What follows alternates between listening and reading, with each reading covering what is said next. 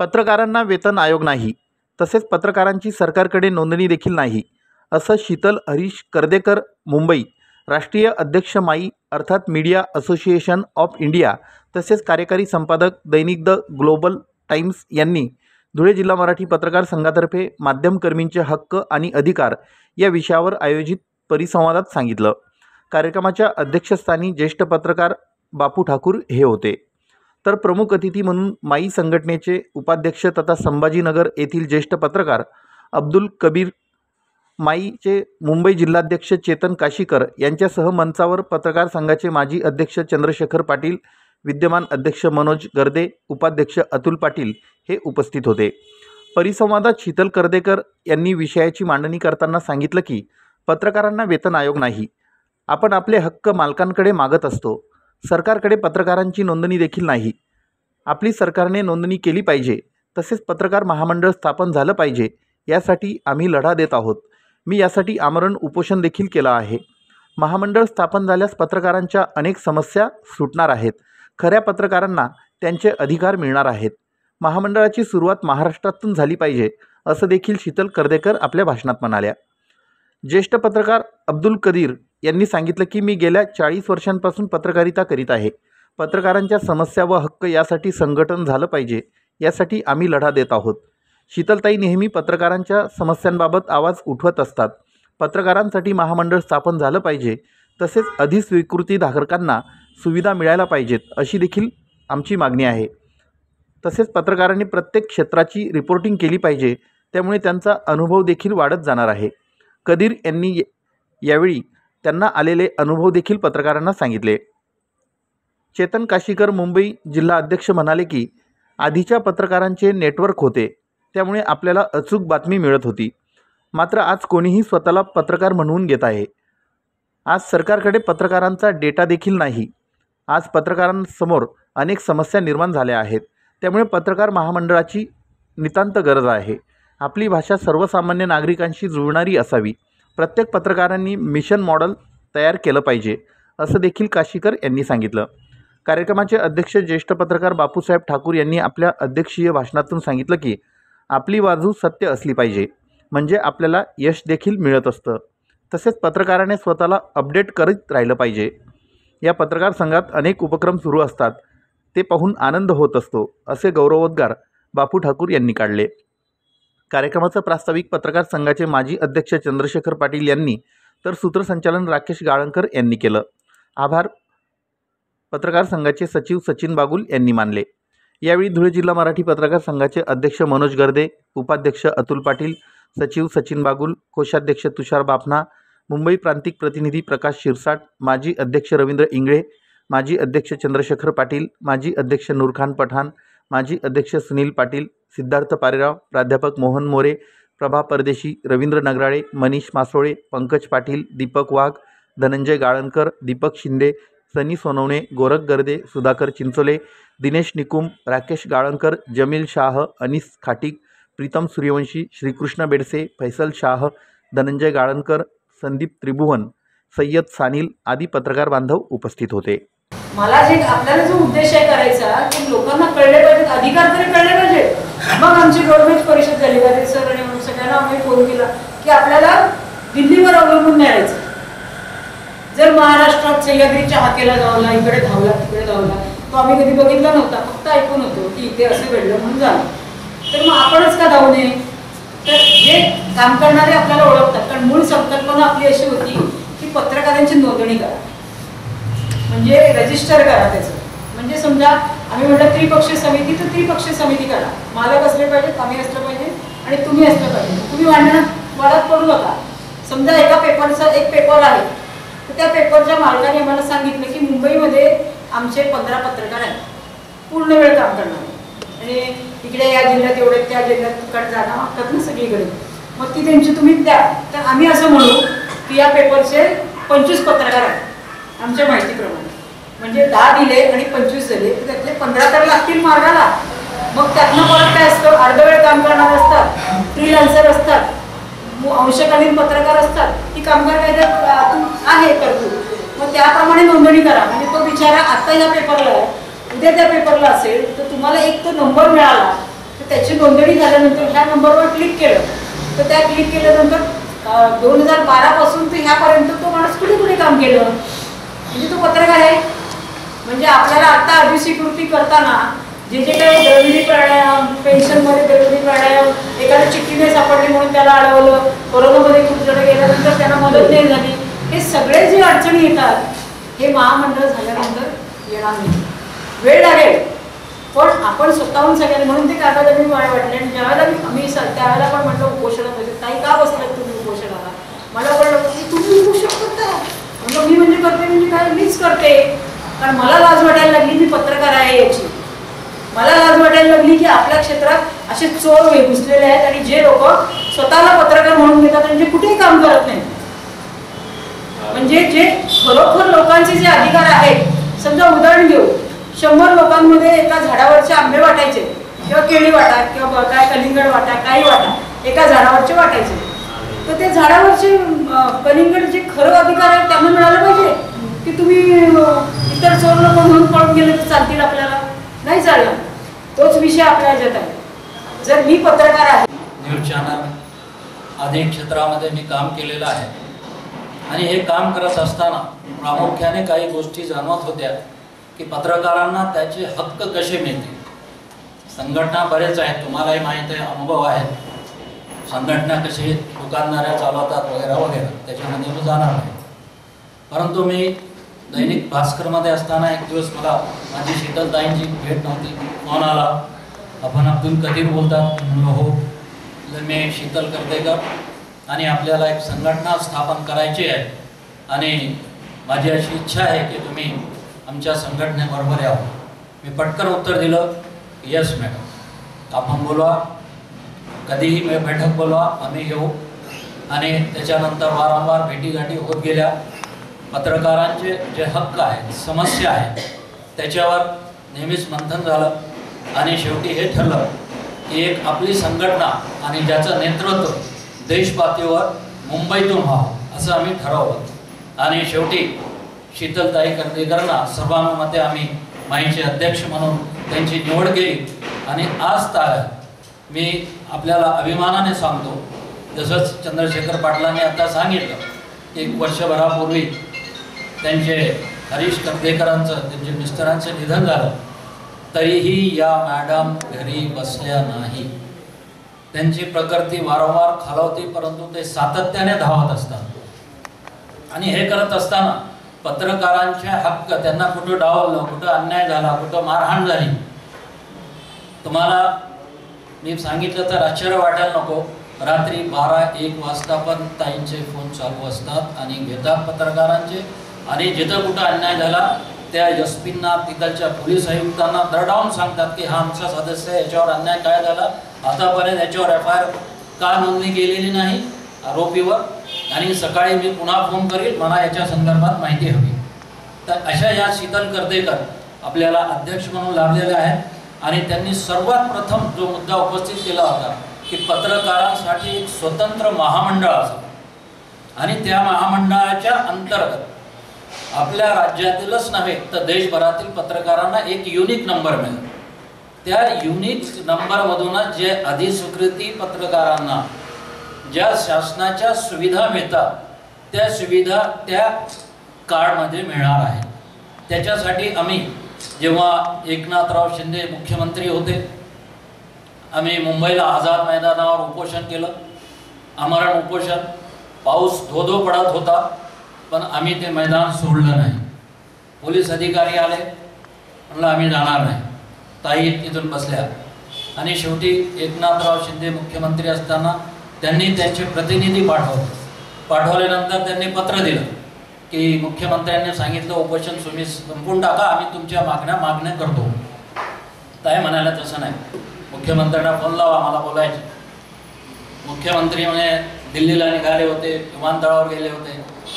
तरी ताई म्हणले जोपर्यंत बोलणं होत नाही आणि योग्य आश्वासन मिळत नाही मी उपोषण सोडणार नाही. आमच्या अगोदरचे जे आम्ही सिनियर्सना बघितले त्यांचा प्रत्येकाचं एक नेटवर्क होतं.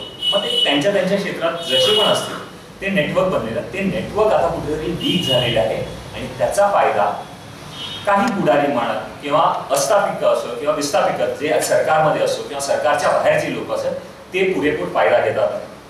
याचवरनं एक मोठं उदाहरण म्हणजे आता आपण महामंडळाची मागणी केलेली आहे मीडिया असोसिएशन ऑफ इंडियाच्या मॅडमनी.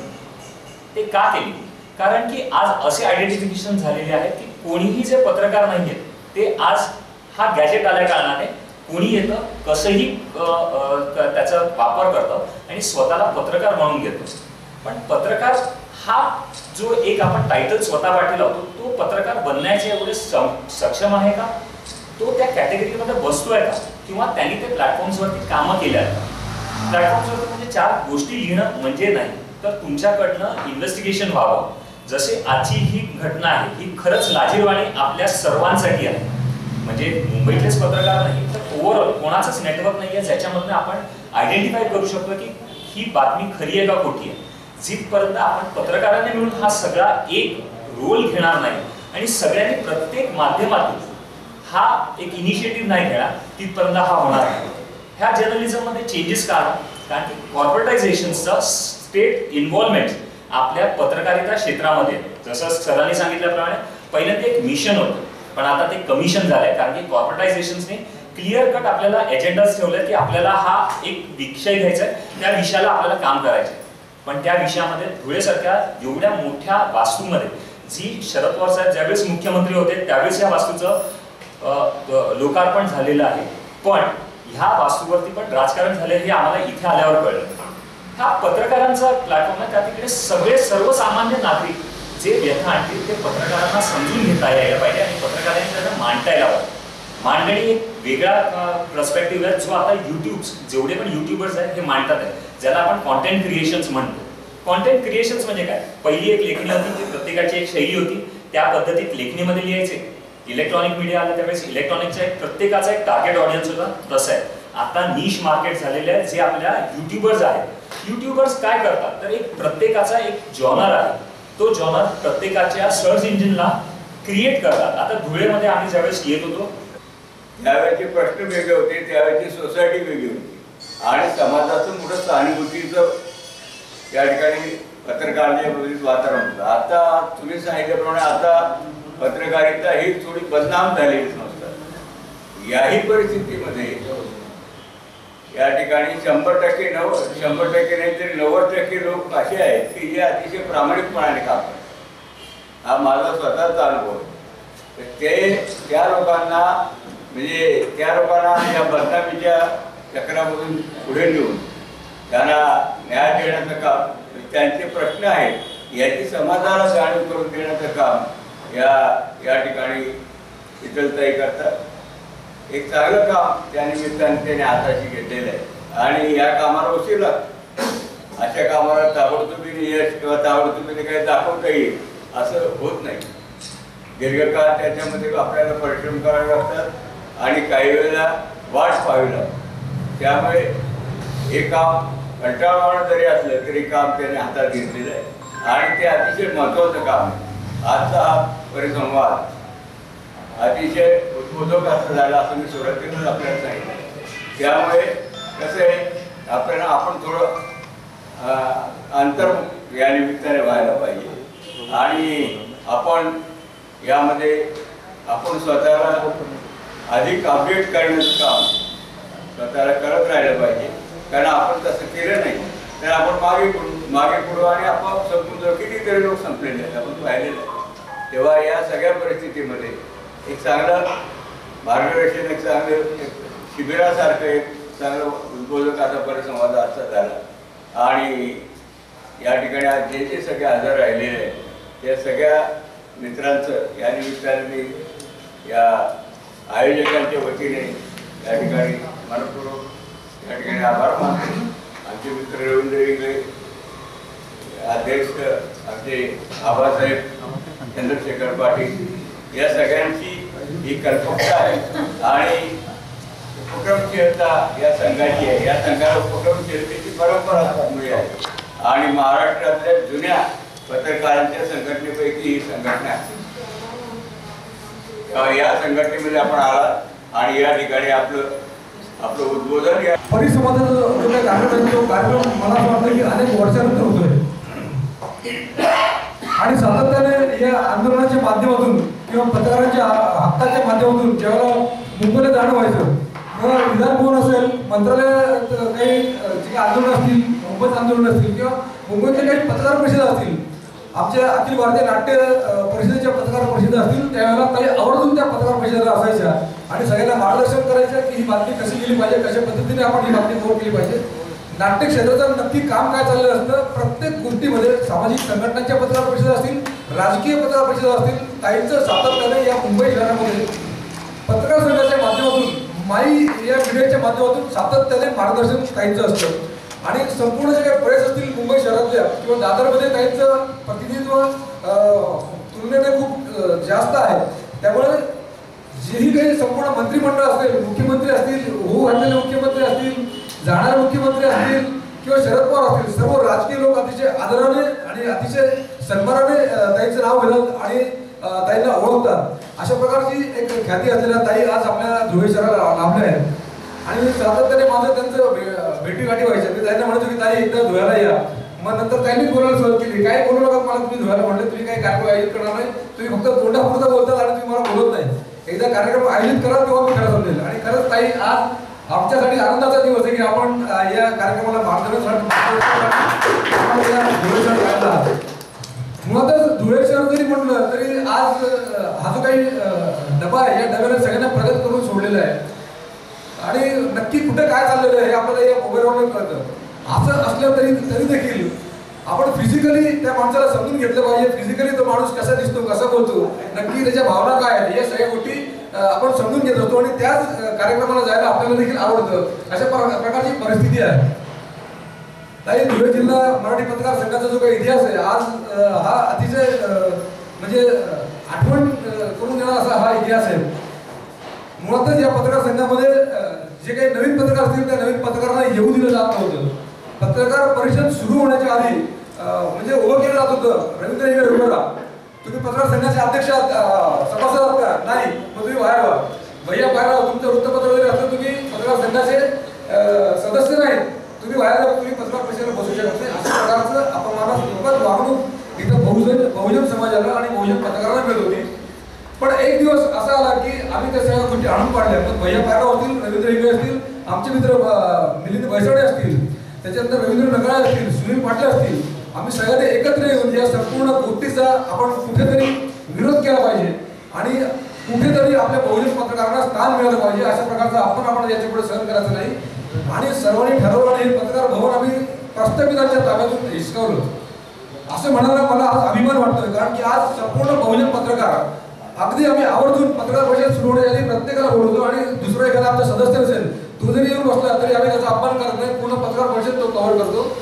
ताई, इथं वृत्तपत्र प्रत्येकाचं आहे, प्रत्येकाला वृत्तपत्र स्वातंत्र्य आहे.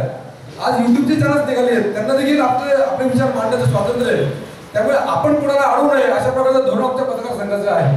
आणि गेल्या जवळपास 2008 पासून हा पत्रकार संघ अतिशय दिमागाने आपलं काम करतोय आणि सातत्याने नवीन कार्यकारिणी देऊन नवीन आमचे जे काही सगळे पदाधिकारी आहेत त्यांना आम्ही सगळ्यांना प्राधान्य देऊन ही नवीन कार्यकारिणी वर्षभर काम करत असलेलं आहे. मित्रांनो, ही झाली प्रस्तावना. मी खरंच सांगतो, एखादी स्त्री ज्यावेळेला एखादी संघटना चालवत असेल त्यावेळेला त्या स्त्रीला काय त्रास होतो आणि कशा पद्धतीने पुरुष मंडळी तिचा कार्यक्रम आणून पाडता येईल की ही स्त्री पुढे यायला नको, आपल्याला कुठेतरी अडचण होईल किंवा मग आपलं जे काही अज्ञान आहे ते आपलं अज्ञान पाहिजे, अशा प्रकारचा ते प्रयत्न आहे. तो फक्त धुळे शहरात चालू होतो अशातला भाग नाही. मित्रांनो, मुंबई सारख्या शहरामध्ये देखील एक प्रकार होता. खरं एक कटू आठवण आहे. ताईंचे जे काही मिस्टर आहेत, आमचे मित्र शिरीष कर्देकर, त्यांना हरीश कर्देकर, त्यांना जाऊन अजून 1 वर्ष देखील झालं नाही, पण तरी देखील ताई घराच्या बाहेर पडल्या आहेत. आणि ताईंना असं वाटतं की पत्रकारांचे हक्क पत्रकारांना मिळाला पाहिजेत. कुठल्याही परिस्थितीमध्ये पत्रकारावरती अन्याय होता कामा नये. मित्रांनो, अशाही परिस्थितीत एक स्त्री ज्यावेळेला घराच्या बाहेर पडते त्यावेळेला काय त्या स्त्रीच्या भावना असतील हे आपण समजून घेतलं पाहिजे. मित्रांनो, आज ताईंचं मार्गदर्शन ऐकण्यासाठी आपण आलेलो आहोत. ताई, आपण आज आमची जी काही सगळी मंडळी आहे त्या मंडळीत आपल्या पत्रकारांविषयीचे हक्क आणि या सगळ्या गोष्टी जाणून घ्यायच्या आहेत. आणि माई पिढीच्या बाबतीत कादिर सर पण बोलणार आहेत, चेतन सर पण इथे आहेत, सर्व मंडळी बोलणार आहेत. आणि आपण हा जो काही कार्यक्रम आहे, हा कार्यक्रम आपण अतिशय शांतपणे ऐकण्यासाठी आलेला आहात, त्यामध्ये मी आपल्या सगळ्यांचे पुन्हा एकदा आभार मानतो. आणि मला बोलण्याची संधी दिली, प्रस्तावित करायची संधी दिली, त्याबद्दल मी धुळे जिल्हा मराठी पत्रकार संघाचे आभार मानतो. धन्यवाद.